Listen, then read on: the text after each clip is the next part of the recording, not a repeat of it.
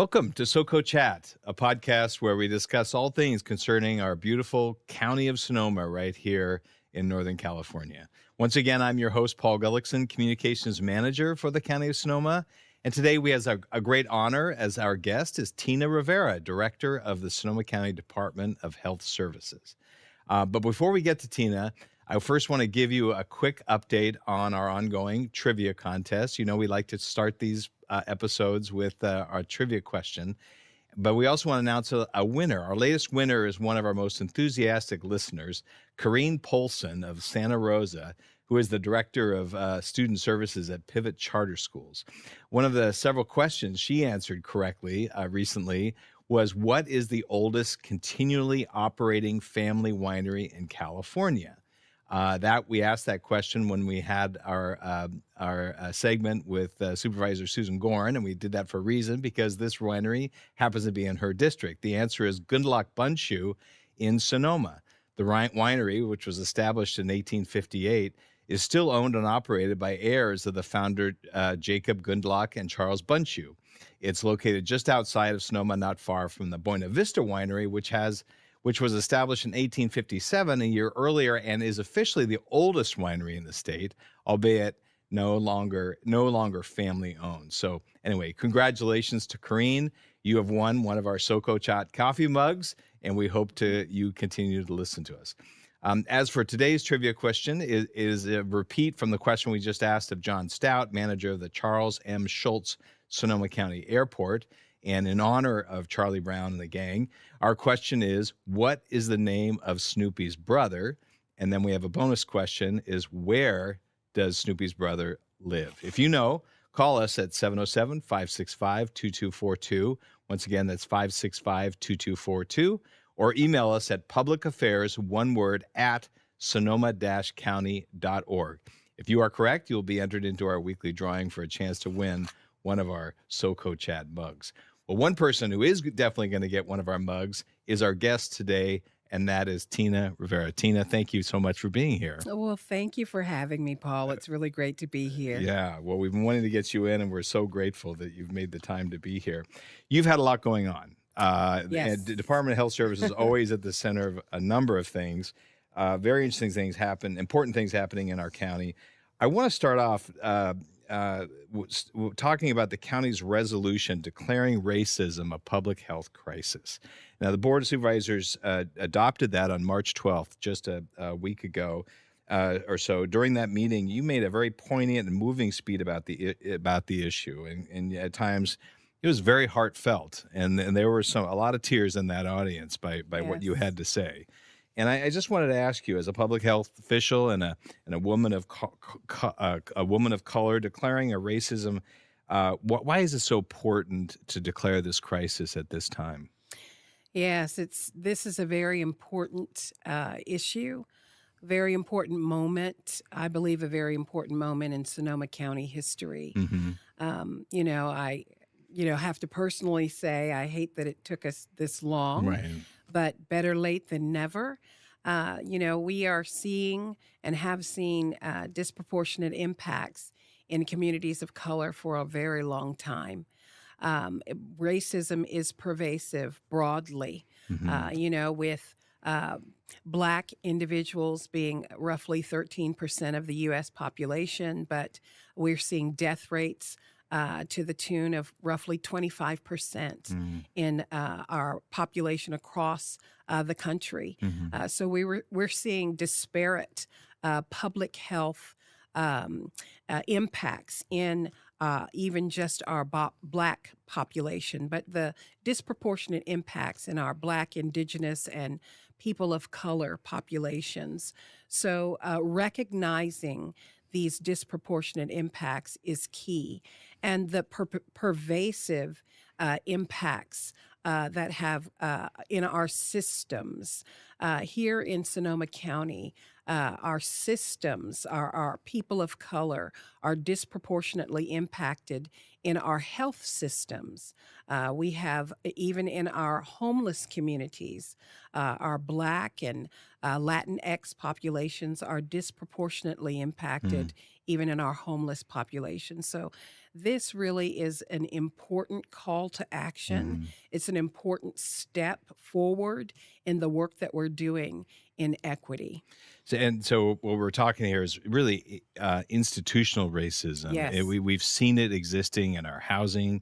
We've seen it exist, but we really saw it in our COVID response, didn't we? When with the, absolutely, absolutely. And in our COVID response, we saw the pervasive impacts of racism.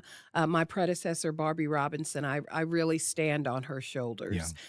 She stood up our Latinx health work group, and that health work group helped us to really take a look at those disparate impacts that we were seeing, in particular in our Latinx communities, and how could we inform our COVID response at that time? right. What resources did we need to bring to bear, and in what communities, in what neighborhoods during the COVID response, to assist communities that were most impacted during the COVID response? So it was an important step. We also brought a health equity manager during that particular time, which now I have in our department. Rose up a health equity manager across our department to look at systems, our systems here in our Department of Health Services, and how we can look at the systemic impacts. What are we doing with respect to policies and Hmm. processes and procedures that we have, recruitments, things of that nature, and how can we make some impacts and changes with respect to how we serve the service delivery for the programs that we run Yeah. within our departments, and what does that mean moving forward? Well, I was so privileged to be a part of some of that and to see it at work, at how much we can and need to work with trusted community leaders to get Yes. word out there, particularly about vaccinations, masking, all those things. I began to really understand some of the history here, the historical Hmm. barriers that has prevented us from really connecting with communities of color, particularly or disproportionately areas and really understanding and respecting those barriers that have existed for a long time. Right. And I think it's really important to recognize and acknowledge the work that's been going on in many of the nonprofits throughout our community for a long time. Our NAACP, ACP organization, our Petaluma Blacks, they've been raising this work Mhm. up for a long time. And our Latinx health work groups that have existed here within the county that have been doing equity work for a long time, Mhm. and so to acknowledge that work, but then to connect with that work, our county work that we're doing, and then to make those connections is really important, and to bring that work together and to bridge those gaps is important, and to keep those connections and to fuel that work with resources is going to be important moving forward. Yeah, yeah. Well, unfortunately, we not only have institutional historic racism, Hmm. but we also have outbursts of Oh, racism, and yes, unfortunately, we saw that exhibited during that very meeting. absolutely. And it was heartbreaking to see that and to hear Yes. that, and yet but it shows that it exists, and we've seen that in some of the Zoom bombing on our board meetings, but also other city council meetings locally. How did you feel when the board did adopt this resolution, and you got a big round of applause for your courage to stand up and say what you did? Yeah, it made me feel Oh, proud. good. It was a long time coming. I'm getting full right now Yeah. just thinking about, um, because I thought about all of the hard work that had gone before me, Mhm. all of the sacrifices that so many have made before me. Mhm. I thought about all of the trauma, the collective trauma that so many of us have suffered here in this community that still continues.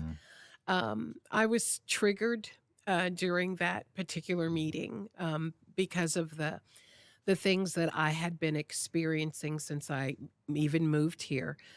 So it was a very emotional day. Mhm. Um, it was a lot to take in, um, but I was proud to um, stand alongside the leadership of those 5 board of supervisors who said yes, who threw in their vote and said yes to this resolution. Yes, we will move this work forward. It was a very proud moment. And I was proud to serve alongside those who filled the room, who all said, yes, let's keep moving this work forward. Yeah. Well, that's beautifully said, and there obviously was a lot of support for you that day, a lot of support for the mission ahead. And so, looking ahead, are there particular things that you're hoping to address or want to move forward on to address this issue and to keep this issue in the public eye? Absolutely. I think it's important that we keep the momentum going. It's we don't want to get comfortable. These conversations are difficult. Hmm. Talks about race. It's easy to say, oh, makes us uncomfortable. We don't want to talk about it. That's great. Hmm. Pat yourselves on the back. Great job. Let's move on. Put that file away and we're done. We're Hmm. not done. We're just beginning. And so I think it's important that we continue this momentum. We continue to have these difficult conversations. We continue to have these difficult engagements. We have been engaging with our community stakeholders, our community nonprofits. We've been meeting with our health partners.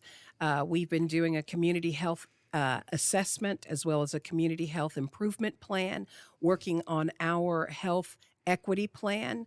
I know that the Office of Equity has also been raising up a racial equity plan. So we've been working alongside in parallel on both of those plans because one of the objectives that the community um, raised was the systemic racism that exists in Sonoma County and how can we tackle that Hmm. in the community, but also in our county. So Hmm. we've been looking at our Office of Equity has been working with our Human Resources Department and looking at our recruitment practices and Hmm. how our staff, our management level staff, can better represent our community and how we can change our practices and improve our practices, our recruitment practices to better Hmm. represent our staff.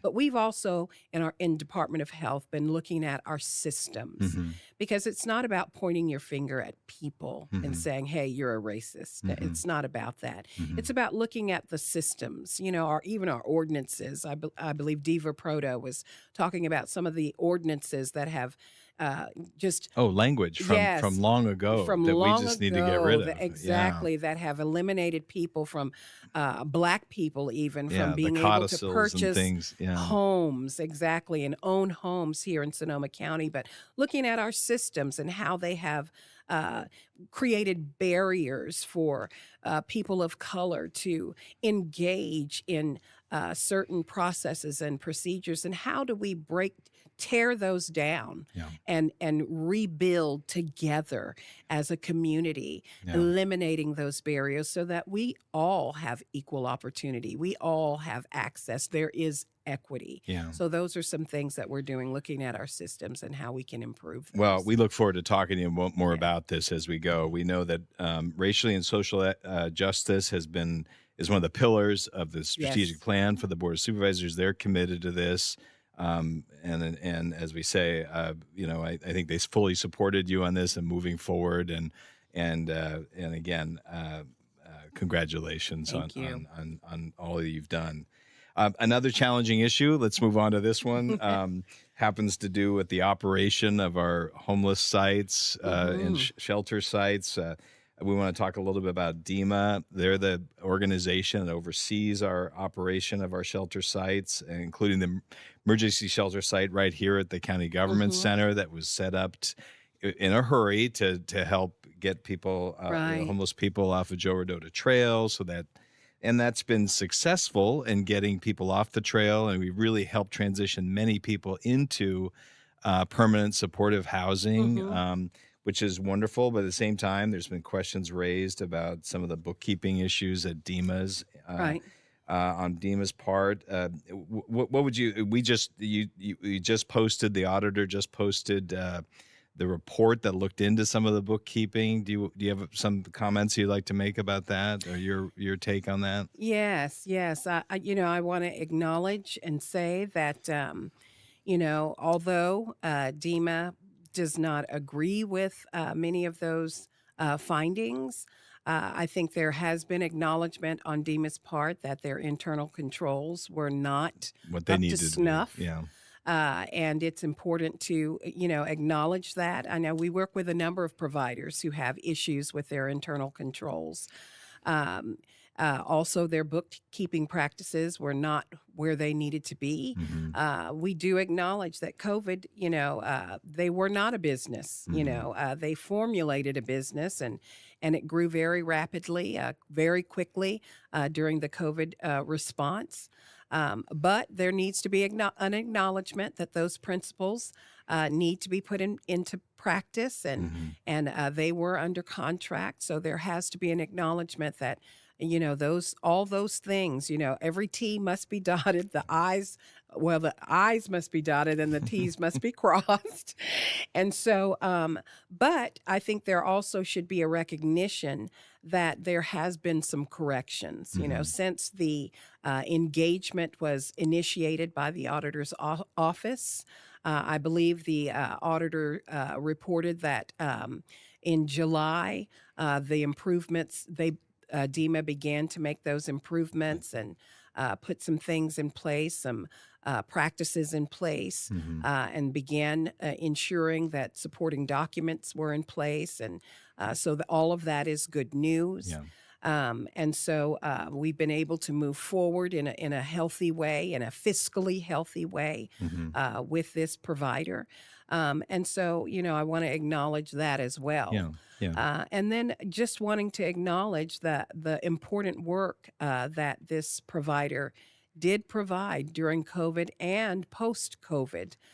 During COVID alone, this provider served over 6,000 Mm. individuals, Mm. as folks needing to isolate from the COVID-19 virus, and folks who, not just the homeless population, but first responders and county personnel, and Hmm. folks who could not do that safely at home, but who needed a place to isolate and quarantine. Well, So I they remember it they was were four able to years ago. provide that. Yeah, 4 years ago, you and I met Mm-hmm. for the first time on the campus at Sonoma Yeah. State. I was working over there at the time, and you were Yes. coordinating the setup of the alternative care site that was being used in the dorms, which were empty at the time. Correct. That was difficult. That was a challenge to Yes. do. And then our initial operator of that site decided they couldn't do that anymore. Correct. So DEMA stepped up at that Yes. time, right? They absolutely did, and did a great job, Hmm. in providing services and supports for a host of individuals, not just for the alternate care site for those isolating and quarantining, but then ended up having to expand over Hmm. to the homeless side.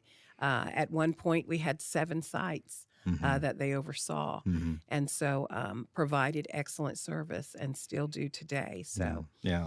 Well, it's yeah, certainly they stepped up and helped, and so many of these decisions were made to help those who correct, were in harm's way and continue to be. correct, And yeah, and it's not like we can suddenly walk away from these shelter sites. We need right, to keep them going, and there's right. not a lot of capable and willing operators out there to do this kind of work. That's true because there is a critical medical element to the work that's needed at these sites. We do have individuals who have serious medical conditions at these sites, and so that was one piece that this particular provider uh, does provide, is that medical specialty.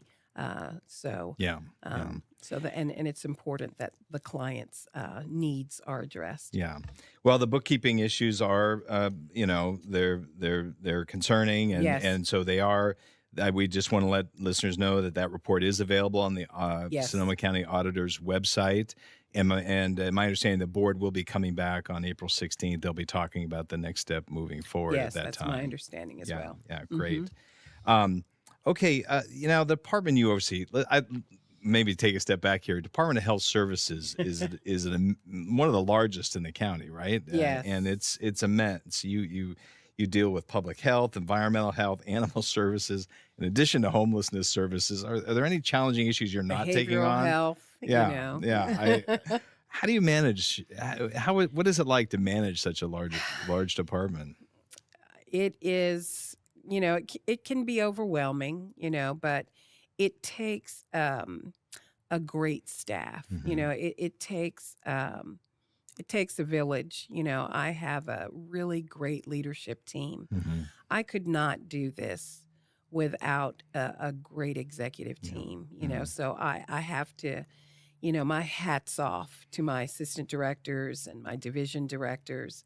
My hat's off to the best. I'm sorry for the other county department heads, but I always brag on the staff that I Hmm. have. Hmm. I have the best staff in the county. They are the hardest working staff in the county. The brunt of the COVID response rested upon the Department of Health Services Absolutely. staff. Yeah. And so I just appreciate so much their dedication and their diligence and their ethic, their hard-working ethic. They don't get enough kudos for Yeah. that. They get a lot of criticism, but they don't get enough kudos for the hard work that they perform in and out every single day. And Yeah. I just appreciate all of their hard work. And Yeah. I could not do any of this without all of them. They bring their expertise, they bring their grit, they bring their innovation, their ideas, their sacrifice Hmm. every single day to the job. And I so appreciate every single one of them. Yeah. Well, we certainly Yeah. had that experience once again through the COVID, being able to work with you and your team. Those many late night meetings we had, Mm-hmm. Mm-hmm. determining where our strategies for moving forward, communicating with the public so much. I mean, the Epi team was Uh, fantastic. Unsung heroes. The really unsung heroes. And I think and the numbers show for themselves. The product. I mean, we ended up with the eighth highest vaccination rate of the 58 Yes. counties in the state, one of the lowest death rates per Yes. capita for COVID in the Absolutely. nation, Mm-hmm. right? In the nation. I Yes. mean, I think there's, So proud of the work that yeah, I our think staff did. Yes. we'll write a book about that Yes, someday, looking absolutely. back. Yeah. Well, but talking about that though, the COVID was a challenging time. Yeah. It was unprecedented for all of Mm-hmm. us, and that it did take a toll on the staff. It Yes. took a toll on all of us, and there was no transition time. No. There was you move from one Mm-hmm. crisis to the next. Mm-hmm. How is the staff doing? And Yeah, and it wasn't just COVID, it was the fires, right, and homelessness, floods, and yeah. and there was constant demand on the staff's time, on their expertise, and so, I must acknowledge just and oftentimes we don't see the mental drain Hmm. and the burden that it takes because Hmm. it's not just about the work that they do at the office or out in the field, Hmm. but it's, they have families, Right. so the burden, of caring for their families at home and then caring for county families, Hmm. and ensuring that we get the best quality service that we can get here within the county. And so I just so appreciate all of that. So one of the things that, we were all of the management and our leadership, we were trying to perpetuate is, hey, it's time to take care of yourself, take your vacations, uh, work will be here tomorrow, and and I am notorious. I'm awful Yeah, at, we're work bad life role balance, models. I terrible hear role you. I model. hear you. And don't do as I do, Yeah. do as Yeah. I say, Right. take your vacations. And so, but, just really checking in on one another and making sure that everyone is okay and getting the and advocating for resources. That was my thing. The board can share with you. I was always saying we can have great programs all day long, but if we don't have solid infrastructure, so I need more staff, or we need this resource, to make the work easier and not harder. Hmm. And so just really checking in on the staff. It's been tough. Hmm. It's been really difficult, but our goal is just to ensure that we're staffing up so Hmm. that they have relief because they've been carrying excess workloads. Yeah. And so just and ensuring everyone does take that time that they need. So it's been tough. Yeah. It has been tough. Yeah. It's not been easy. Yeah, well, I think it's important for them to hear that from you Yeah. and from everybody in a management perspective, Mm-hmm. and that is a challenge. We've had some other challenges in executing contracts with some Yeah. service providers. What kind of infrastructure are you putting in place to help address those Yeah, issues? it's my understanding that these contracts have been an issue for many years. I Hmm. have met with the collaborative on occasion, and have I know Chair Rabbit hosted a meeting with the The nonprofits nonprofits, that I yeah. had the privilege of being a part of. It was really great to hear their feedback.